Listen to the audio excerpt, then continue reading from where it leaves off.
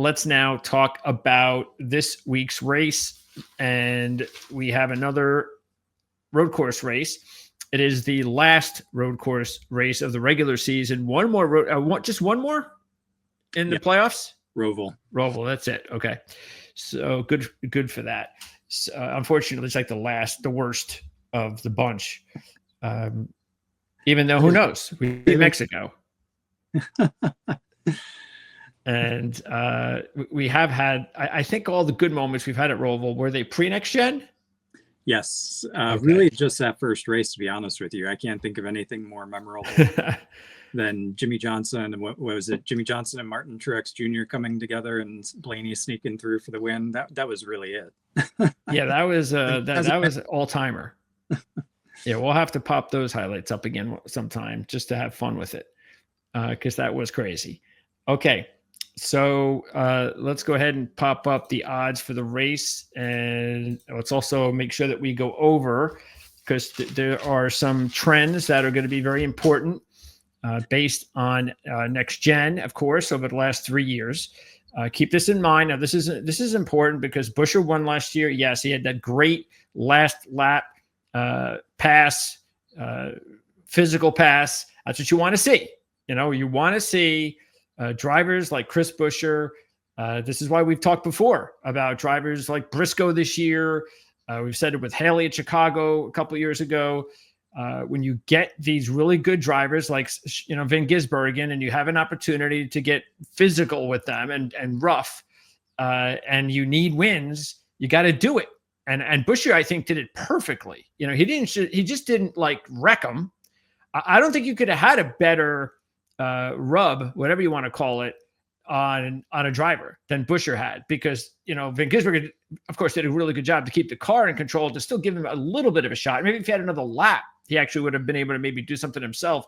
But it was so far late in that run that he just wasn't able to get control of the car after that and get up to Buescher. He almost did, but he lost control there at the last turn, I believe, and then that was it for him. So that really well. But the reason I bring that up is because Buescher, statistically speaking, was 24th in qualifying and 16th in practice. Okay, that's why it was a fuel mileage win. All right, now let's look at Van Gisbergen, 3rd in qualifying, 4th in practice. So let's go by the reality of who really was the better driver. So Van Gisbergen was 3rd and 4th. In 2023, Byron was 2nd in qualifying, 3rd in practice. And in 2022, Larson was 2nd in qualifying and 1st in practice. So the bottom line with that is, CJ, at this track, even though, as you saw with Buescher, and I'm sure there'll be some fuel mileage drivers out there again on Sunday, and who knows, anything can happen. The fact is that the trends are telling you, if you qualify and practice in the top 5, you're going to be awfully tough to beat. Yeah, and tell me how that's different than most other road courses. And same thing with the fuel mileage races. Road courses have become all about strategy. It's all about, it can be fuel mileage, but even more importantly, it's about having the right tires on, or the fresh tires on, to be able to make your way through the field in those last closing laps. So I think we see more frequently that the person that pits last is the one that's able to make up the ground. And I think that's pretty much what we saw last year. Chris Buescher had fresher tires. I think Van Gisbergen's were going away, if I remember correctly. He was pushed really hard by Buescher into that bus stop chicane that I was talking about, and kind of lost control a little bit. And that's when Buescher really got up to him and was able to give him the nudge and get him out of the way and make the pass. And if Van Gisbergen had better tires, fresher tires, a little bit better grip, managing that grip throughout the fuel run, I think we would have probably seen a different result. But yeah, if you qualify and start in practice inside the top 5 at any road course, let alone Watkins Glen, you're definitely going to be very hard to beat. Okay, now as far as manufacturer, Chevy and Ford have been the 2 better manufacturers here. Chevy's been the best. Ford has been second. Toyota has not been very good here. They were okay in 2023.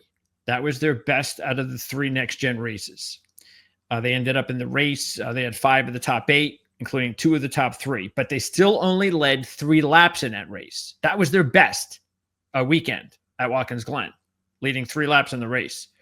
In 2024, last year, Toyota had 1 in the top 14 in qualifying, 2 of the top 14 in practice, and in the race had no finishers in the top 13. And the only laps they led were the last 4 laps of stage 1 by Truex. When I just said he took the win, the stage 1. In 2022, Toyota had no drivers in the top 9 in qualifying, 1 in the top 13 in practice, and in the race, they had no one in the top 7. And get this, they had just 1 in the top 19 without leading a lap. So this has not been a very good track for Toyota, to say the least.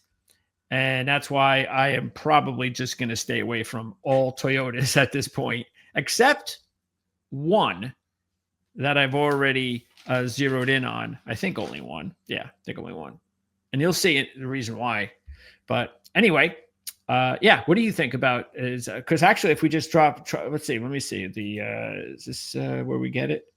Yes. So there you go. See, this again shows you the absolute discrimination of Fords. And you should always take advantage of this. Always look for winning. I know we don't do it enough, and we should do it more often. Take a look at winning manufacturers because they discriminate Ford all the time. Now, there are some races that, look at the obvious ones where Ford is like dominating and they won like 8 straight. Then, of course, they're going to. But this is ridiculous. How they could have Toyota not just ahead of Ford, but 3 points ahead of Ford after what I just said. This might be the best bet without looking at anything else. This might be the best bet of the weekend to just go ahead and take now. And the same was true last week at Iowa. You had Blaney that dominated the year before. And we just talked about Brad Keselowski and Ryan Blaney, who, if not all the cautions at the end of the race, either one of them could have won. And Ford was was third among this bet as well. I think the odds were more like 250 instead of 750. But when you got such great road course racers, and it's probably skewed this week because of Shane Van Gisbergen. Sure. But to your point, like, Ford won last year. They had 2 others inside the top 7. Only 3 Toyotas finished inside the top 20 in this race last year. And they're, almost half the price of Ford here. It just makes no sense. I would absolutely take that Ford today, right now. Yeah, in the race, Ford had 6 of the top 11, including the winner, and they led 32 laps, which was, again, 28 more than Toyota did. And that was just last year. So yeah, Ford has definitely been better than Toyota. They just haven't been better than Chevy. That's it. Okay. So let's go with what do you think the number is? Oh, it's got to be negative now. All right. Is it negative 150 maybe? Or is it just positive 250? Oh, positive 160. That's a bargain. And I already took it. So yeah. I'm not waiting because that number's going down. And I think it will be minus 150 by race time. So grab this now. Unless for some reason you just think that, I don't know why you would think you'd lose, but luck, fuel mileage, like last year, go ahead, do it. Because that's how I'm going to do it. I've already put money on Van Gisbergen. Now I'm just going to go ahead and look for a few bargains. And there are some bargains out there, and especially, take a look at some of the drivers who are not in the playoffs, the ones that really need to make these fuel mileage decisions, because they're going to do it, especially if they know they don't have really good cars. They're going to make those decisions, and some might make it, some might not. It's luck. We get it, but we've seen enough of these fuel mileage wins this year to say that, sure, it can happen. So, all right. Who do you think is next? Oh, yeah. Good question.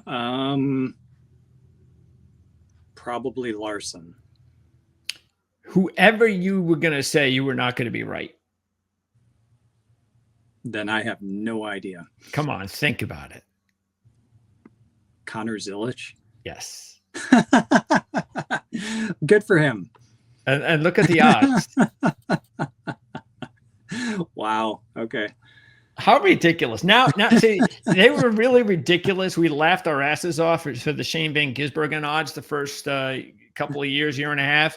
And then he finally won. And like I said, I was true to my word, and the evidence is there, and I'm all in. Now they're going to Connor Zilic. And we're going to just laugh our asses off now for as long as we need to, because this is absolutely ridiculous. So he's getting a boost even more than he normally would, because at what was it, Sonoma? I think it was Sonoma. He went head to head with SVG in the Xfinity race, and Zilic came out on top. But keep in mind, SVG has not been driving an Xfinity car all this year. He's been driving the Cup car all this year, and they're very different cars. And yes, he has experience and won a lot of road course races in Xfinity, but Zilic has got more, seat time counts for a lot, whether you're a great driver or not. Just being in the same car every single weekend helps you out. And I think that largely had to do with that race. I didn't watch every single lap of it, so maybe there was more to it that I didn't know, but I think Zilic is definitely getting a boost from that. He's been quite good. He's got a great future ahead of him. He's going to be a great driver. He's good on ovals. He's good on road courses. This weekend, though, as a matter of fact, he's the only one that's doing triple duty. So he's got throw that on top of it then too. He's got the truck race on Friday. He's filling in for injured Stuart Friesen, who was in the playoffs and ended up in a crash a couple of weeks ago. Hope he gets better. But Zilic will be filling in for him. He's got the Xfinity ride on Saturday, and he was planning to do the Cup race on Sunday as well. So he's going to have a lot of seat time, a lot of or track time, I should say, this weekend. But the opposite is true from what we saw at Sonoma, where Zilic was the one in the Xfinity car all the time. This weekend, SVG is the one that's in the Cup car all the time. So it's going to be a lot for Zilic to come up there. Not to say it couldn't happen, because anything can happen in motor racing, and sure, so great talent to come. But I agree. I think this is a very big stretch to put him as second favorite here. So are there 4 Trackhouse drivers this week? Because they are all racing. I guess I've answered my question. The reason I'm bringing it out there is, what are they bringing Xfinity guys to take over to run the Cup car for Zilic? Because how else can they just magically come up with all these? They don't have 4 cars. Yeah, Zilic, Van Gisbergen, Suarez, and Chastain all entered, obviously. So there's 4. Is that how it usually happens? Scanning just to see if there are 5. But yeah, so Trackhouse is one of the teams probably most notable that will, at specific races, almost all the road courses, I think they've done it, bring in a special guest driver to be able to give them experience. And obviously with their success of bringing in SVG at Chicago, made kind of their signature move to do that. And Zilic is an up-and-coming road racer background, good on ovals as well, so why not bring him in? So they've been giving him time as well. I think he's also, if I'm not mistaken, part of their development program. And will he be full-time next year? To be determined. We've got really? Yeah. What are they waiting for? One would assume that it will be him filling in for Daniel Suarez, but that's like a decision. Well, it might have already been made. Come on. Yeah. I mean, unless I missed something so far. Yeah. As I know, it's not been confirmed yet, but that's the prevailing assumption. Okay. So you think Larson's here? Yeah, I think Larson's next. Byron. Yeah, there's Larson. Tied with Byron. Really? That far of a jump back? Wow. Kyle Larson, 10-1. But let's keep this in mind. Kyle Larson this year on the road courses, 32nd, 36th, and 35th. Also 13th at Chicago. So this has not been good for Larson this season. And his average start is 7.4 at Watkins Glen. Average finish 12.2. So even though he gets off to good starts, he doesn't necessarily always complete it, because he has 38 laps of lead here in 10 races. 32 of them happened in both of his wins. And so when he's won, he hasn't done anything close to dominating like SVG. But yeah, you are getting 10-1 because if SVG wasn't in this race, and I'm not even going to consider speaking up for Connor, but let's just say SVG wasn't in this race. Yeah, Larson's probably 5-1, something like that. Yeah, I would think so. And Byron makes sense. I mean, he's got a win, but really one of the two other top 10, sorry. But that was the only time he led laps at this track was his win back in 2023. Kyle Larson, I just feel is like a more consistent road racer, consistent, Yes. good road racer. Back-to-back wins at this track, two top 10s in the older car before that as well, before those back-to-back wins. Total of 38 laps led throughout his career, 10 starts. That's not a ton. Like you said, he hasn't dominated, but he's done enough to get out front and get the victories, which I feel like he can do this weekend, assuming he doesn't qualify 20th like he did last season. Yeah, the thing is, Byron has been hit or miss in his 6 cup races here. He's either been in the top 10 with a win, or he's been outside the top 20. But the big difference between Byron and Larson is this year, because Byron is 2nd, 9th, and 8th in his 3 road courses. And we just told you what Larson was. So Larson is clearly the better career road racer than Byron is. We know Byron's getting much better. And maybe in a couple of years, Byron will be equal to Larson overall.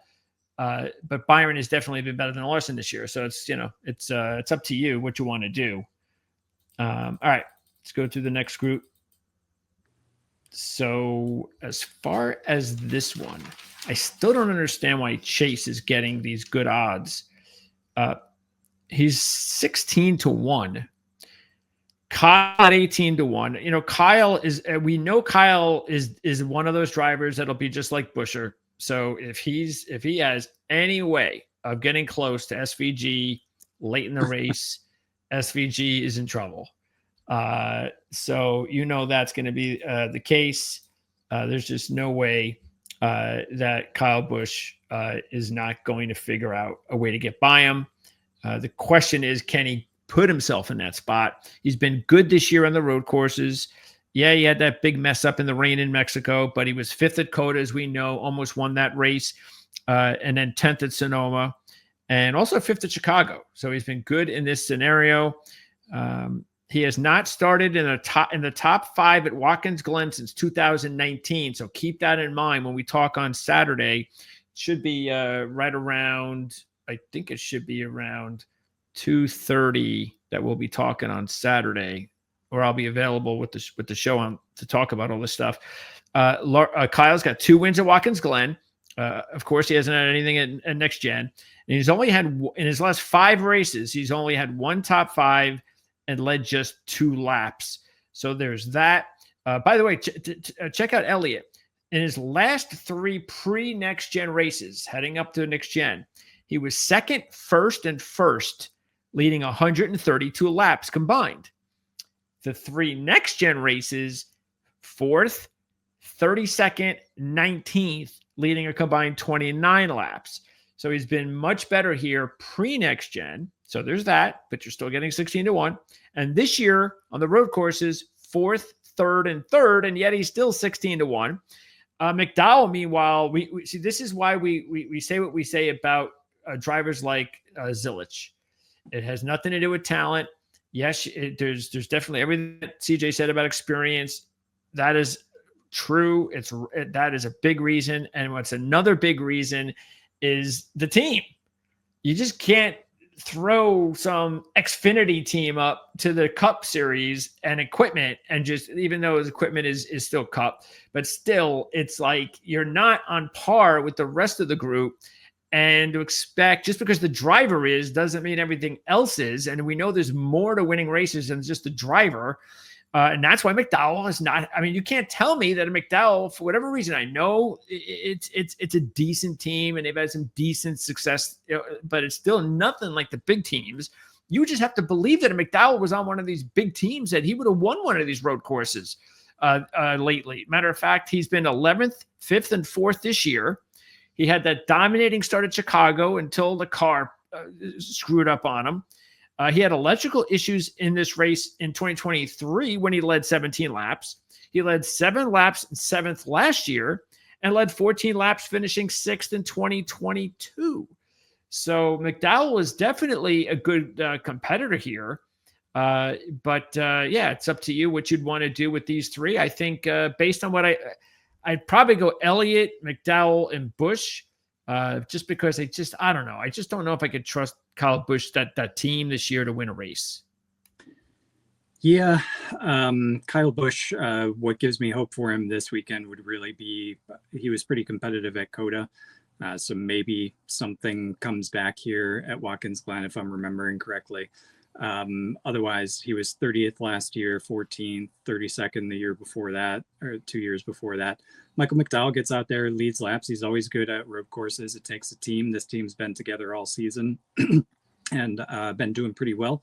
So no reason why Michael McDowell couldn't be up there. Chase Elliott, I think all of his road course statistics were better pre-next-gen car. We talked about that several times, but he's starting to figure it out and he's getting better. Had a couple weeks of finishes outside of the top 10, but he's been finishing still inside of the top 15, and his top 20 streak is still alive. So still just ultra consistent. Maybe this is a week that he can return back to the top 10, maybe even move up a little bit further, get inside the top 5, maybe fight for the win. We'll see.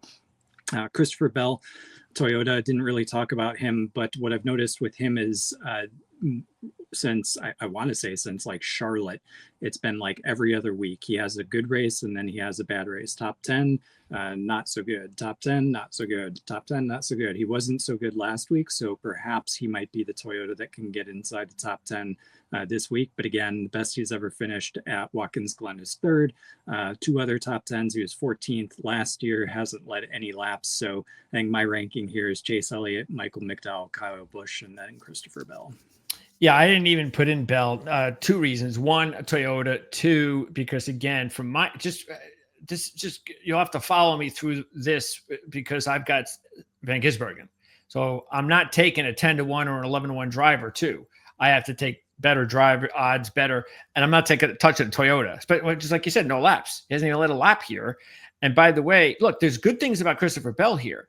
He's had an average start of 17.3 and an average finish of 8. That's excellent. And he's been excellent this year in the 3 races, all top 5s. So, even though he hasn't really dominated or looked like, wow, look how good Christopher Bell is on the road courses this year. He's just finished well. And I don't know if it was a fuel mileage win in COTA, but that was one of those situations. Oh, that's right. That was that situation we talked about where he pitted last on the last pit run, tires were fresher late. So that's why he won that race. So anyway, but yeah, that's why look, Bell's, we know he's 11-1 for a reason, and he should be, but he's driving a Toyota. So yeah, and I just checked, and it's since Chicago, he's been doing that every other week type of thing. So not as long as Charlotte, but still quite a while. And I believe just 1 top 5 in his last 7. That's overall. correct.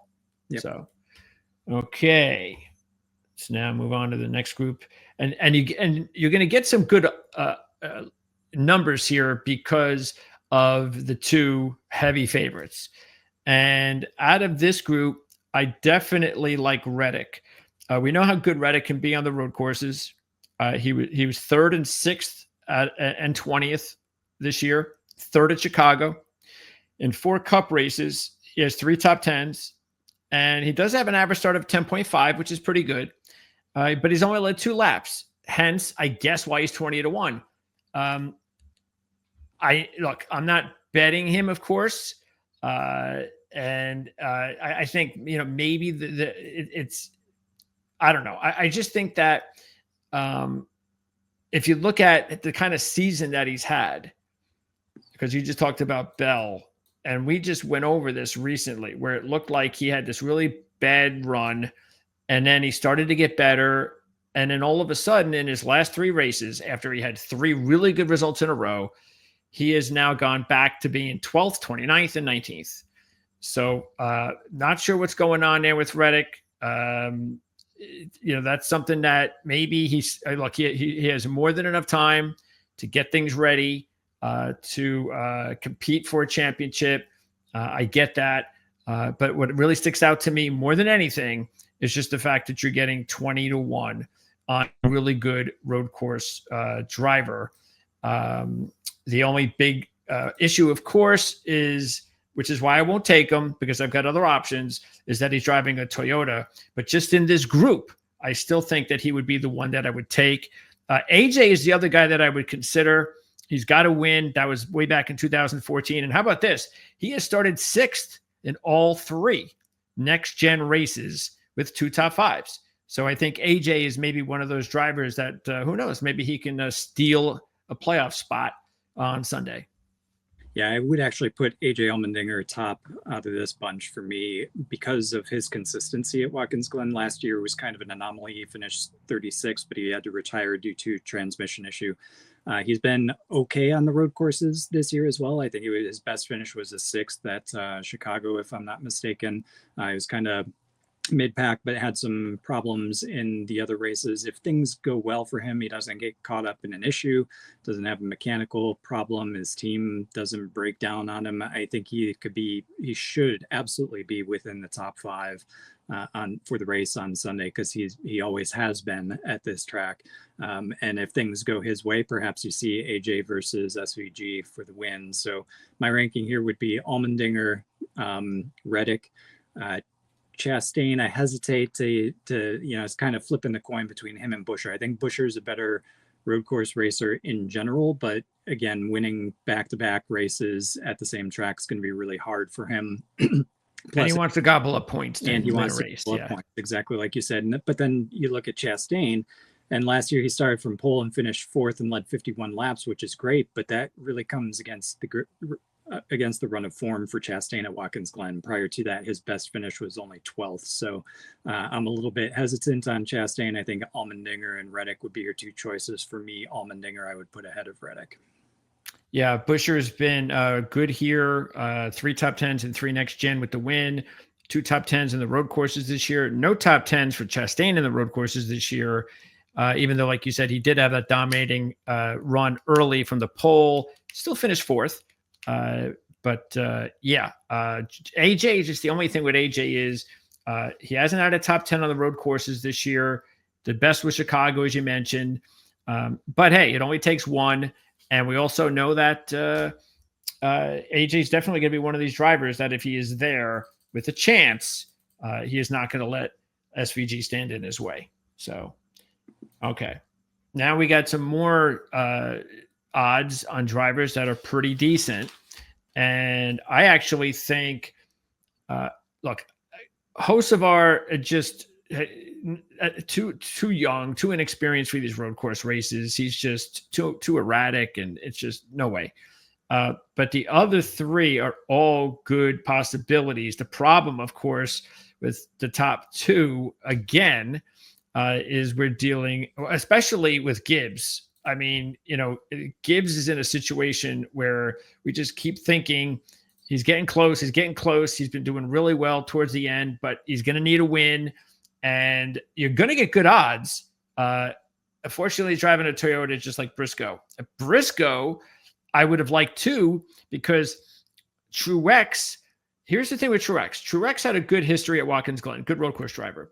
But keep this in mind. Even though he had the good run early last year, gobbled up those stage points, like I said, he was never a factor after that. In his 3 next-gen races with this car, Truex, he never finished in the top 5. Had two races outside the top 20, and only led those 4 laps from last year at the end of 1. So Briscoe's not like coming in with some sort of like great car from next-gen Watkins Glen. Briscoe, meanwhile, has actually been okay on his own here. So that gives you some possibility. And he's never had a top 10 start here. And we know he's been doing awesome on qualifying. So I give him a shot if he qualifies in the top 5. Problem is he's driving a Toyota just like Gibbs. And I think that rules him out. At least you're getting good odds. And then Bowman is the one that I like the most. Because as I said, I thought last year he had the top 10 car early in the race. So what happens if he doesn't stay out for points and goes in like everyone else and comes back? That I think is something that he might do. I mean, he might look at it at the other end where he's got, 60 points up? I think so. Let's see so here. Does he race it like Buescher and say, no, I'm going to do what I did last year, and I'm just going to, if I'm in the top 10, I'm just gobbling up the points? He could do that. Yeah. The difference is you're getting 35-1. And I think that's a big enough number that you might maybe get lucky, and that's not what's going to happen. And he just puts himself in position. So, and again, look at his teammates, Larson, Byron, Elliott. They're all really good here. And Bowman has 2 top 10s on the road courses this year with a top 5 and a top 10 in Chicago. So he's been really good in these races this year. Other than that, I think that'd be the one thing I'd be a little bit concerned with would be whether or not he would go for the points over the win. So who do you like who would you go with out of these 4 drivers, considering 2 of them are Toyotas? Wow. Yeah. Tough question. I'll start by saying Bowman's 40 points up on Buscher, who's in the 16th spot, and then roughly the 60 points, like you said, over Preece outside of the playoff points. So just based on Bowman's history at Watkins Glen, I have a hard time selecting him. He's got a best finish of 14th, which he did 3 times. Yeah. Only 1 lap. So it kind of puts him out. Gibbs has a top 5 here. He finished 5th in 2023, and he had some pretty good road course results this season as well. Chase Briscoe finished 2nd at Sonoma, so that was a good road course event for him too.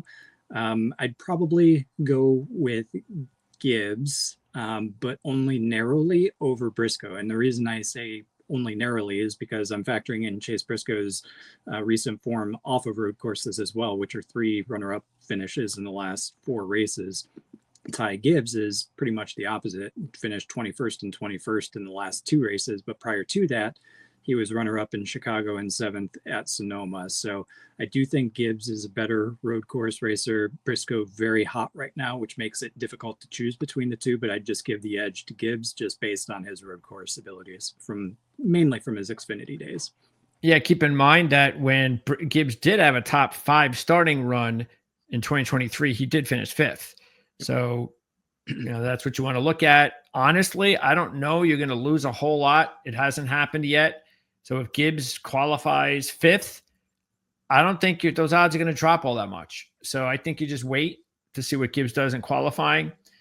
Briscoe, I think the way he's been qualifying, you can just assure that he's more than likely going to start in the top 10, if not the top 5, unless he does something stupid. So it's up to you, because you could lose points on Briscoe. I think you could lose 10 points in Briscoe if he starts in the top 5 or on the pole or anything like that. So I'd probably go with Briscoe now. But I know what you're talking about with Bowman as well. But he is overall a really good underrated road course driver. So, and a sneaky winning driver, which is something that might happen on Sunday. Okay. As far as now, we're getting into long shots here. Out of this group, really, Logano would probably be the only one that I would consider. I'm not going to take any of these drivers.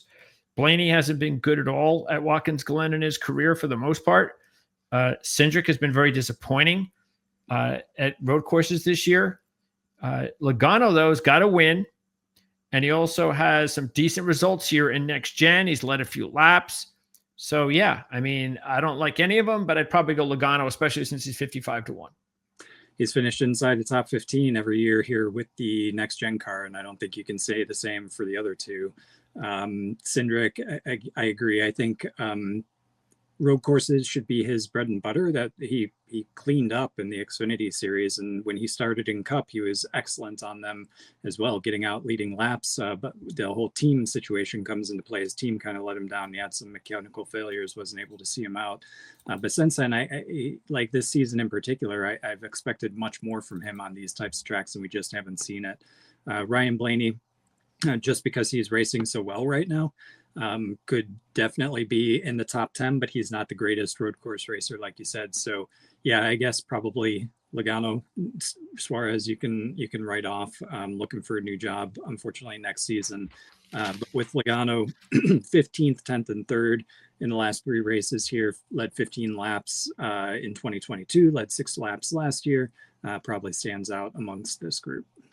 Yeah, and Cindric was a very good Xfinity Series road course driver, and that's what really got him going, and has good results in Cup. But yeah, this year something's happened. Okay. Now we get to the last this is the last realistic long shot group. And I think all three, so let's just do this. I think all three of these guys here, Hamlin, Priest, and Keselowski, are all good, deep, long shot plays. Hamlin is like the only true Toyota I'm willing to take because he's 80-1, which I think is absolutely ridiculous. You've got a driver who has 6 top 5s in a win at this track. And in his last 8 races at the track, he has 5 top 5s, a runner-up, and a win. He's led all 21 of his laps that he's ever led during that stretch. And the bottom line is, because he's 80-1, so it's a big enough number. You want to throw a couple bucks, fine. But even if you want to wait on Denny Hamlin at 80-1 to see where he qualifies, that's okay because he's such a big long shot that even if he qualifies well, I mean, how much can you drop him? Maybe 40 to 20 range. And so you're still getting a good number, but it's up to you because maybe that's what the gamble would be. I'd be willing to gamble now at 80-1 that he qualifies well. And if he qualifies well, if he qualifies in the top 5, he will be somebody that you want to keep an eye on. Meanwhile, Priest, yeah, I don't know what to say with Priest, but he did finish what he did. Actually, he finished 9th last year, I believe. And that was not with this team. Average start 25.8. Okay, so again, look at Ryan Priest driving a Ford if he qualifies well, and another driver that might go the route of fuel mileage, just like Brad Keselowski. And Keselowski was actually there at the end of the race last year, and I believe it was also fuel mileage, and he just didn't make it with the rest, but he was there. He was top 5, late in the race. And in 3 road course races this year, he's got a 15 and an 11. It's coming off an 11th at Sonoma. And keep this in mind too, Keselowski has had a lot of success at this track. It just hasn't been with Roush. He has 6 top 10s, 4 top 5s in 11 races with Penske, but he hasn't had a top 10 with Roush. He's also never started inside the top 15 with Roush. So I'd be willing to put money on Hamlin, Priest, and Keselowski like a group, as a super long shot group, just hoping at least one of them qualifies in the top 5 and it has a chance. And if they don't, then maybe I know Priest and Keselowski might, especially Keselowski, might have to do the fuel mileage run, and you never know if that might work. Yeah, why do you think Hamlin is so low this week? Because the results, I would say, don't necessarily back up. I don't know. He's running extremely well. He finished 4th at Chicago. Yeah, last week was a off week for him, a bummer. But he's got 3 top 5s, including Chicago, from the 4 prior races.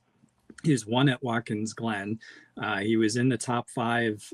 He was runner-up just two races ago at Watkins Glen, started on pole, and he's got the win, average finish of 15.4. So it seems odd to me that for some reason why he's this far down. I would put him certainly at the top. Toyota. Yeah, Toyota. Yeah, I guess that's probably it. Maybe he'd be 40-1 or 50-1, but like Logano territory. But because it's Toyota, they're pushing it back more. I don't know. Yeah, maybe. But yeah, I could see Priest, who finished 9th, and Keselowski, who's pretty regularly in the top 10 here. Both of them could definitely step up and be in the mix as well. It's just shocking to see Hamlin this far down. I think any of those 3 would be a good play. And since you're getting such great odds on them, why not do all 3, just a couple dollars on each? And some of their odds are going to drop for sure. Yeah, especially if you're going with Van Gisbergen. You might as well throw some long shots in there. And the ones that we say what you want to do if you got Van Gisbergen for sure is make sure you covered a little bit on potential fuel mileage. Good, decent racers, smart, good teams, that kind of thing. Trying to do crazy stuff to get into the playoffs, because that could be the only thing that could screw you up if you have someone like Van Gisbergen, because that's what you don't want to see happen if you're putting a big money on a short price driver like Van Gisbergen. Okay. And then, yeah, these are all the other drivers. I don't see anybody else for any other reason. unless you do. No, I really don't. Yeah, I think it's, you got your favorite SVG. You've got a couple guys up the front that might, if things go their way, might be able to challenge him. And then you got those, I think, that are fighting to get into the playoffs that could throw a Hail Mary from a strategy perspective and sneak a win. I think any true unknown long shot's going to come out and win this race. Okay. So I already said who I'm picking. So it's your turn. Chase Elliott. Very smart. 16-1. Okay. Again, I'm going to go down here. So where do I want to go? I'll go ahead with Hamlin. Wow, really deep for your second.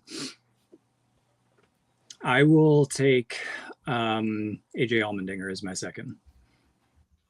And I'll take Keselowski.